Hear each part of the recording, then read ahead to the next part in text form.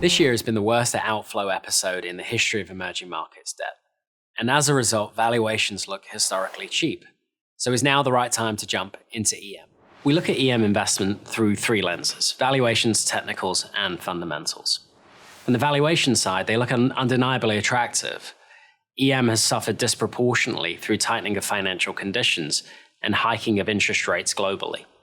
So from a valuation side, when we compare it and contrast it to US corporate credit, we think emerging markets looks attractive indeed.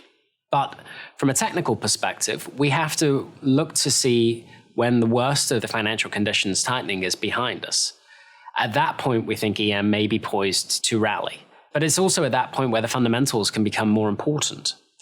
We want to try and bifurcate between the winners and the losers within the asset class at that point in time, because those country-specific risks can manifest very quickly and very unexpectedly. So in summary, we prefer to be cautious and wait for more clarity before pivoting towards a more outright bullish stance. We expect the growth in emerging market assets to continue as the number of countries and companies issuing debt is set to increase. Local markets in particular are where we've seen the strongest growth, which we see as a positive sign, as they generally offer higher diversification benefits and can also immunize the issuer from the stresses that come from a stronger dollar and higher US rates environment.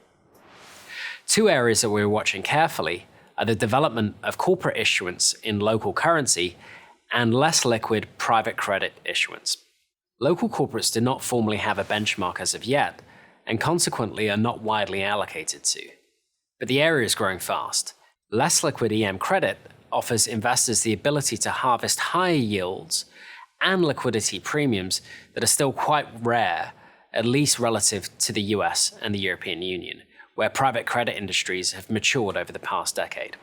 The main takeaways for investors are that EM should form a structural part of your asset allocation decision. It's too big an opportunity set to ignore and to think of from a tactical perspective. And in fact, it's one of those rare opportunities that offers both yield and diversification benefits. We think investors should tread carefully in the asset class, especially in those higher yielding names, but not to avoid that part of the asset class completely.